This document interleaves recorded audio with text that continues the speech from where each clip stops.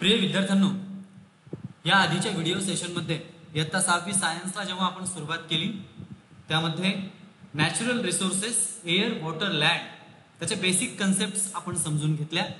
Lithosphere, हायड्रोस्फियर आणि atmosphere हे जे बायोस्फियरचे थर आहेत ते आपण समजून घेतले आणि त्यानंतर आपण या सगळ्यांच्या कंपोनंट्सला, ज्याच्याशिवाय आपलं जीवन अशक्य आहे आणि ते मेन कंपोनंट्स आहेत आपल्या लाईफसाठी, पृथ्वीसाठी, सर्व सजीवांसाठी, त्या सर्व कंपोनंट्सला डिटेल स्टडी करणार होतो. तर हा सेकंड सेशन आहे एअर या कंपोनंटची स्टडी करण्यासाठी. वॉटर आणि लँड हे जे कंपोनंट्स आहेत ते लॅटर ऑन नेक्स्ट व्हिडिओजमध्ये आपण कव्हर करणार आहोत. तर आज कव्हर करणार आहोत एअर म्हणजेच हवा हा कंपोनंट. कॅन यू रिकॉल, थोडंसं पाठीमागे जाऊन तुम्ही आठवू शकता का? What are the 5 layers of the atmosphere? वातावरणाचे 5 थर कोणते? मागचे आहेत ते तुमचं झालंय. आपण असं समजूया आता की तो पार्ट तुम्ही कव्हर करून घेणार आहात. आपण स्टार्ट करूया एअरला. फर्स्ट पॅराग्राफ बघूया. The air in the atmosphere around the अर्थ contains nitrogen, oxygen, carbon dioxide, 6 inert gases: nitrogen dioxide, sulfur dioxide, water vapor and dust particles. The troposphere contains about 80% of the total mass of gases in the air, while this proportion is about 19% in the stratosphere. Further, in the mesosphere and ionosphere, the proportion of the mass of gases goes on decreasing. Gases are not found in the exosphere and beyond. बघा, in the atmosphere वातावरणामध्ये, पृथ्वीचे वातावरणातील हवेमध्ये जे वायू आहेत त्यात nitrogen, oxygen, carbon dioxide 6 प्रकारचे इनर्ट गॅसेस म्हणजेच निष्क्रिय वायू, nitrogen dioxide, sulphur dioxide, water vapour पाण्याची वाफ, डस्ट पार्टिकल धुलीकण या सर्वांचा समावेश असतो. धुलीकण सूर्याचा प्रकाशाचा कवडसा जेव्हा आपल्या घरामध्ये पडतो तेव्हा त्या रेषेमध्ये पडणाऱ्या प्रकाशाच्या रेषेत तुम्हाला हे डस्ट पार्टिकल्स, फाईन पार्टिकल्स पटकन ओळखता येतील आणि दिसतील सुद्धा. तर ह्या सर्वांचा समावेश असतो वातावरणातील हवेमध्ये. तपांबर नावाचा जो स्तर आहे यामध्ये एकूण वायूंच्या 80% वायू असतात. हेच प्रमाण नंतर सुमारे 19% स्थितांबर दिसून येतं आणि पुढे दलांबर आणि आयनांबर यामध्ये वायूंचं हेच जे प्रमाण आहे हे अतिशय कमी कमी कमी होत जातं. आणि एक्झोस्फिअर म्हणजेच आपलं वातावरणाचा बाहेरचा जो शेवटचा थर, एक्झोस्फिअर, बाह्यांबर आणि बियॉन्ड त्याच्या पलीकडं आपल्याला मात्र हे कुठल्याच प्रकारचे गॅस, वायू आढळून येत नाहीत. You can see that air is a mixture of several gases and is the chief constituent of the Earth's atmosphere. तुमचे एक लक्षात येईल, पृथ्वीभोवताली असलेले हे अनेक वायूंचं आवरण, अनेक वायूंचं मिश्रण म्हणजे हा वातावरणाचा एक बॉस, प्रमुख घटक आहे. Besides these gases, air also contains water vapor and dust particles. या वायूंबरोबरच धुलीकण, पाण्याची वाफ म्हणजेच बाष्प यांचा देखील समावेश असतो. The amount of the gases in the air is the greatest near the surface and decreases as we go higher and higher from the surface. That is air becomes rare at higher altitudes. Altitude हा शब्द जेव्हा विमानं आकाशात झेप घेत असतात तेव्हा पृथ्वीपासून त्यांची उंची मोजण्यासाठी केला जातो.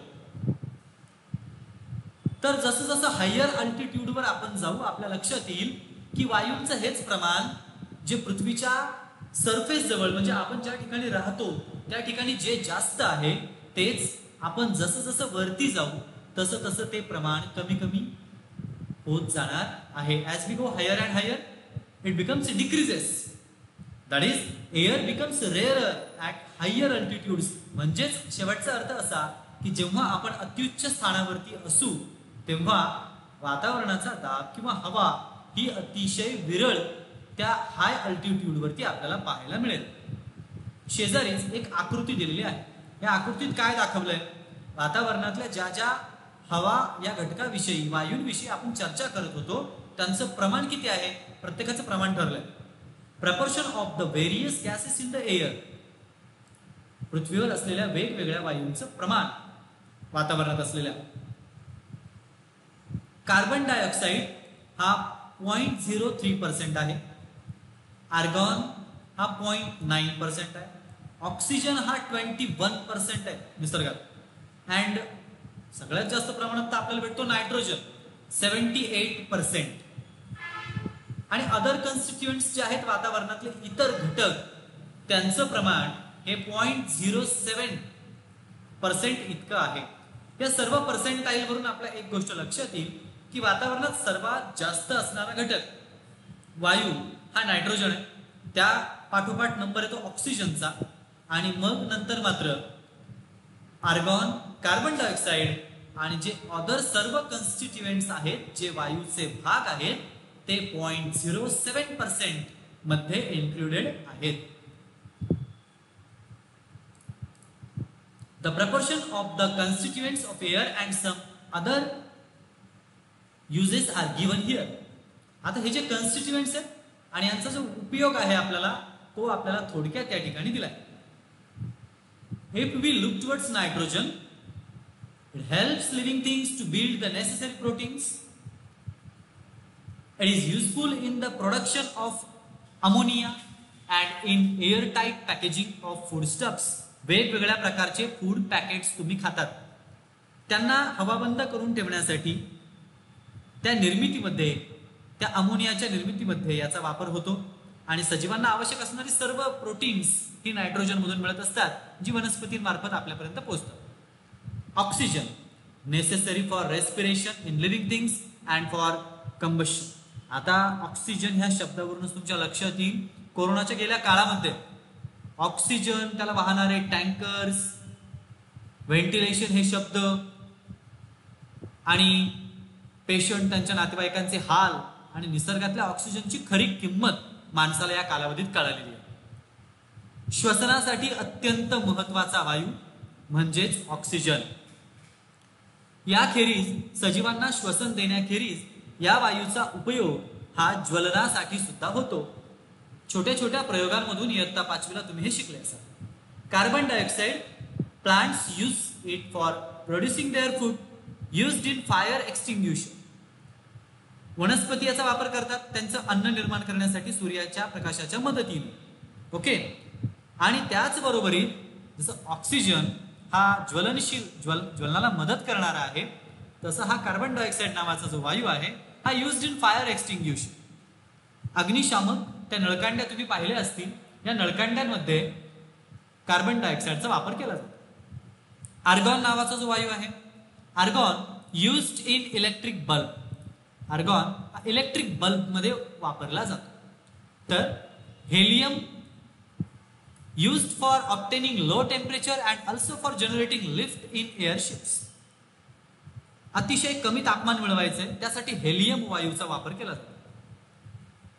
विनापंख्याच्या इंजिनवर चालणाऱ्या विमानांमध्ये ज्या एअरशिप्स त्यांच्यामध्ये अशा पद्धतीचं तापमान मेंटेन करण्यासाठी, लो टेम्परेचर आणण्यासाठी हेलियमचा वापर केला जातो.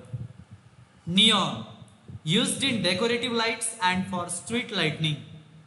तुम्ही रस्त्याच्या अवतीभोवती जाहिरातींसाठी जे बोर्ड्स वगैरे वापरले जातात, साइन बोर्ड्स असतात, डिजिटल फ्लॅश बोर्ड असतात, ज्याच्यातून बॅकलाइट प्रिंट मधून वेगवेगळ्या प्रकारच्या दुकानांच्या नावांची चमक आपल्याला दिसते. त्यात जो घटक वापरलेला आहे वायूचा तो आहे निऑन. आणि निऑन याची लाईट अतिशय तीक्ष्ण असते आणि त्यामुळे चटकन पटकन ती लक्षात येते. हॉटेल्सच्या कित्येक डोअरवरती, टेरेसवरती निऑनमुळे तयार झालेले टेक्स्ट तुम्ही पाहिले असतील. Krypton used in fluorescent tubes. Fluorescent pipes मध्ये याचा वापर केला जातो. Xenon used in flash photography. तुम्ही जेव्हा मोबाईलचा फ्लॅश कॅमेरा ऑन करता किंवा जुन्या काळातले जे camera, roll camera mobile cameras होते, या कॅमेराज मध्ये फ्लॅश टेक्नॉलॉजी वापरली जायची. फ्लॅश करून त्याची ती जी छाया आहे समोरच्या वस्तूची ती मॅग्नेट प्रिंटवरती घेऊन मग तिला डेव्हलप केलं जायचं आणि मग ते फोटो क्रिएट व्हायचे. त्यामध्ये झेनॉनचा वापर फ्लॅश फोटोग्राफीसाठी आतापर्यंत करण्यात आलेला आहे. म्हणजेच या वायूंचा आपल्या दैनंदिन जीवनामध्ये किती उपयोग आहे ते आपण बघितलं. Always remember the living world on the earth is sustained due to the balance between various gases and other constituents of air. नेहमी लक्षात ठेवा, आपली पृथ्वीवरील जी सजीव सृष्टी आहे ते टिकून आहे त्याचं कारण आहे कुठलाही एक प्रकारचा वायू, सपोज ऑक्सिजन, तो आपल्याला जीवनासाठी श्वसनासाठी महत्वाचा आहे म्हणून त्याचीच नीड आहे 100% असं नाहीये. हे जे बॅलन्स्ड आपण वरती पाहिलंय, कुणाचं प्रमाण किती कुणाचं प्रमाण किती, हे आपल्या डेली लाईफसाठी आपल्या जीवनासाठी अतिशय जास्त गरजेचं आहे. बॅलन्स्ड असायला हवं. ही एअर आणि ही फक्त निसर्गातच मिळते. कोणत्याही लॅबोरेटरीमध्ये प्रयोगशाळेमध्ये अशी बॅलन्स्ड एअर तयार करता येत नाही. The atmosphere is very important filter. It allows the light and heat of the sun to reach the earth which is necessary for life. पृथ्वीवर सूर्याचा जो प्रकाश आणि सोबतच उष्णता पोहोचते, ही पोहोचण्यासाठी जे मीडिएटर आहे, जे वाहून आणणारी गोष्ट आहे, ती म्हणजे आहे ॲटमॉस्फिअर. आणि हे ॲटमॉस्फिअर हे इतकं सुंदर फिल्टर आहे की याच फिल्टरचा वापर करून हे सर्व प्रकारची उष्णता आणि लाईट, प्रकाश आपल्या पृथ्वीपर्यंत सजीवांसाठी पोहोचतो. But it prevents the harmful elements from reaching the earth. पण फक्त असंच नाहीये, तर त्याचबरोबर आपल्यासाठी जे हार्मफुल रेज आहेत की जे आपल्या पृथ्वीवरती, ह्या सजीव सृष्टीवरती डायरेक्टली पडायला नकोत, ते सुद्धा अडवण्याचं काम म्हणजे चहा गाळणीचं काम हेच वातावरण त्याच्या वेगवेगळ्या एलिमेंट्सच्या माध्यमातून, लेयर्सच्या माध्यमातून आपल्यासाठी करतंय. It is in the atmosphere that fog, cloud, snow and rain are produced. हे जे धुकं आहे, ढग आहेत, हिम, पाऊस, त्या सर्वांची निर्मिती शक्य आहे. पृथ्वीवरती पाऊस पडतो, ढग तयार होतात, बर्फ येतो, ह्या सगळ्यांचं धुकं आहे, ह्या सगळ्यांचं प्रोडक्शन हे केवळ या वातावरणाच्या चालनीमुळे, या वेगवेगळ्या थरांमुळे आणि ॲटमॉस्फिअर आणि त्यात असलेल्या बॅलन्स्ड व्हेरियंट्समुळे शक्य आहे. आता आपण इतक्या सर्व महत्वपूर्ण गोष्टींची चर्चा केली, परंतु ही जी काही चित्र तुम्हाला तुमच्या समोर दिसत असतील, ही जर पाहिली तर तुमच्या लवकर लक्षात येईल की पृथ्वीवरती निसर्गाने आपल्याला जी जी काही शक्ती दिलेली आहे, त्या शक्तीतून ज्या काही खूप चांगल्या गोष्टी आपल्यासाठी पृथ्वीवरती घडतात, अगदी आपली काळजी घेऊन अनेक थर त्या पद्धतीने गाळणीचं काम करत असतात. मात्र काही गोष्टी ज्या माणसाच्या आटोक्यात आहेत त्या नियंत्रित न ठेवता आपण एअर पोल्युशन करत आहोत. सगळ्यात महत्वाचा पॉइंट आहे एअर शिकल्यानंतर एअर पोल्युशन. आता बघा, फर्स्ट पिक्चर मध्ये तुम्हाला काय दिसतंय, सेकंड मध्ये आणि थर्ड मध्ये, याचं ऑब्झर्वेशन तुम्ही करा, ते नोट करा. All the above pictures show large scale emission of smoke through different agencies. This smoke directly mixes with atmosphere disturbing the balance between the constituents of air. This is called air pollution. या सगळ्या चित्रांमध्ये कुठून ना कुठून धूर उत्सर्जित होताना तुम्हाला दिसतं. या फॅक्टरीच्या आउटलेट नळकांड्यांमधून, गाड्यांच्या नळकांड्यांमधून हा थेट वातावरणात मिसळला जातोय हा धूर.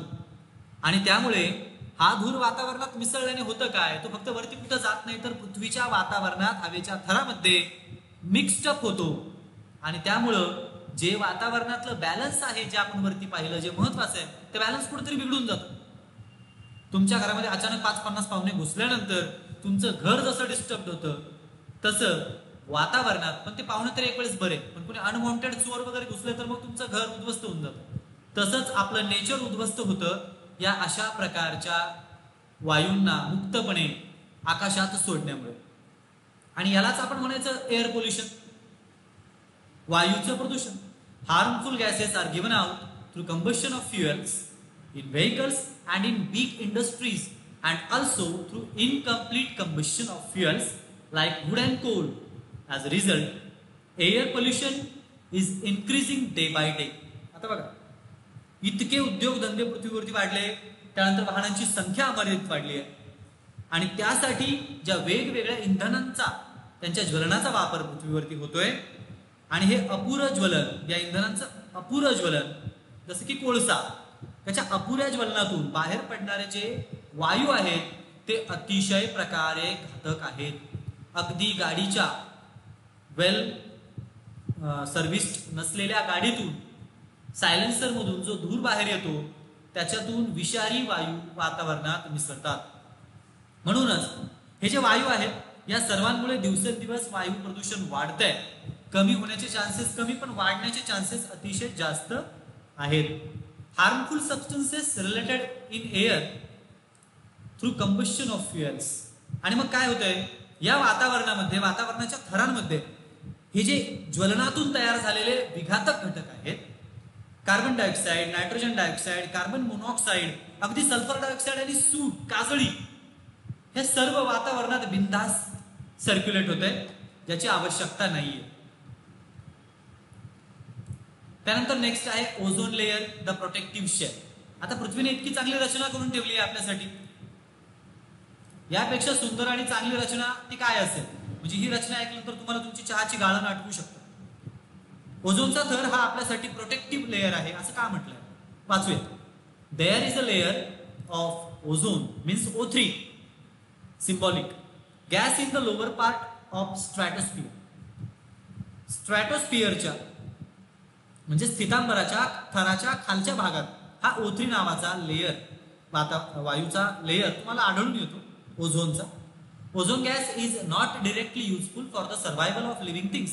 सगळ्यात महत्वाची गोष्ट तर अशी आहे की ओझोनचा हा वायू आपल्यासाठी डायरेक्ट घेणं आपल्या सर्व्हायव्हसाठी नॉट गुड, किंवा ते पॉसिबलच नाही, युजफुल नाही असं. जसं की चाळण तर तुम्ही पित नाही, पण तिचा वापर करत असतोच की. So yet it is very important for living things to have this layer of ozone at a high altitude around the earth. तरी सुद्धा गृहीत धरा की पृथ्वीच्या खूप उंचावरती ओझोनचा थर असणं हे खूपच गरजेचं आहे. त्याचं कारण आहे पुढच्या वाक्यात. The ultraviolet rays coming from the sun. सूर्यापासून निघणारे अतिनील किरण हे सजीवांसाठी very harmful for living things, खूप हानिकारक असतात. ते डायरेक्टली पोहोचल्यानंतर शरीरावरती इतक्या इजा होऊ शकतात. And we can't survive. The ozone gas absorb this rays. As a result life on the earth is protected. आणि मग हा जो ओझोनचा लेअर आहे हा काय करतो? हा ओझोन लेअर ऍब्झॉर्ब करतो. पृथ्वीवर येणारे सूर्याचे जे अतिनील किरण आहेत त्यांना ऍब्झॉर्ब करतो आणि गाळून आपल्यापर्यंत पाठवतो. ऍज लाईक द चहाची गाळणी. ती चहा पावडर वरतीच ठेवते आणि आपल्याला आवश्यक असलेलं पेय म्हणजे चहा खाली कप मध्ये आपल्यासाठी जमा करून देते. The ozone layer is destroyed if chemical gases like carbon tetrachloride or the chlorofluoroscent carbons used in air conditioners and refrigerators mixed with the air. आणि मग काय होतंय? क्लोरोफ्लोरोकार्बन्स असेल, कार्बन टेट्राक्लोराइड असेल, ही जी वायू आहेत हे चांगले नाही आहेत ओझोन थरासाठी. त्या प्रोटेक्टिव्ह लेअरला बिघडवणारे वायू असं आपण यांना म्हणूया. आणि हे कुठून तयार होतात? आपल्याकडे जे चालणारे वातानुकूलित यंत्र असतात, AC, रेफ्रिजरेटर्स असतात, या रेफ्रिजरेटर्स मधून, एसीज मधून हे सर्व लेयर्स मध्ये पसरत असतात आणि त्यामुळे ओझोनचा जो लेअर आहे तो डिस्टर्ब होतो. The 16th of September is celebrated as ozone protection day. 16 September हा दिवस जागतिक ओझोन संरक्षण दिन म्हणून साजरा केला जातो सर्व जगात, all over the world, to make everyone aware of the importance of ozone. सर्वांना ओझोन या थराचं महत्व कळावं म्हणून हा दिवस 16 सप्टेंबर हा दिवस ओझोन प्रोटेक्शन डे म्हणून साजरा केला जातो. तर याचं गरज काय? जसे इतर दिवस आपण साजरे करतो, मदर्स डे, फादर्स डे, त्या दिवशी आपल्याला त्यांचं महत्व कळायला हवं. मग तसं बोललं तर आई आणि वडिलांचं महत्व हे कंटिन्युअसच असायला हवं ना. मग तसंच या ओझोनचंही महत्व कंटिन्युअस आहे, पण कुठंतरी जनजागृती व्हावी म्हणून सिम्बॉलिक आपण या डेजला सेलिब्रेट करत असतो. Do you know that In metropolitan cities like Mumbai, Pune or Nagpur, boards are displayed at places of heavy traffic to show the proportions of the various constituents of air at the place. Due to these boards, we can see the amount of harmful elements in the air. बघा, जे मोठे मोठे महानगर आहेत, मुंबई, पुणे, नागपूर यासारख्या महानगरांमध्ये जिथे खूप जास्त वाहनांची ट्रॅफिक असते, किती प्रकारात तुम्ही प्रदूषण करतायत, कोणकोणत्या घटकांचं प्रमाण हवेत किती आहे ते दाखवण्यासाठी काही डिजिटल बोर्ड लावलेले आहेत. या बोर्डमुळे त्या ठिकाणी हवेतील घातक घटकांचं प्रमाण आपल्याला लक्षात येतं. आणि पाठीमागे जर तुम्ही न्यूज पाहिल्या असेल तर तुमच्या लक्षात येईल की जेव्हा लॉकडाऊन होता फर्स्ट आणि सगळ्या देशात संचारबंदी होती, तुम्हाला आम्हाला बाहेर फिरता येत नव्हतं, आणि मग बाबांनो त्या काळात हे प्रदूषण याचा इंडेक्स इतका डाऊन झाला होता की पृथ्वी पुन्हा एकदा सुजलाम सुफलाम आणि सुंदर झाली होती. बट तिचा बॅलन्स बिघडवण्यासाठी पुन्हा अनलॉक झाला असं म्हटलं तर हरकत होणार नाही. सो यानंतर हा पार्ट आपला इथेच संपलाय, मीन्स एअर. यानंतर आपण नेक्स्ट बघणार आहोत वॉटर. कशा पद्धतीने पाणी हे कन्स्टिट्युएंट आपल्याला गरजेचं आहे, आणि पुन्हा एकदा सेम आपण काय करतोय. So next video session part number 3 मध्ये आपण वॉटर नावाचा कन्स्टिट्युएंट एलिमेंट कव्हर करणार आहोत. So till then, good bye.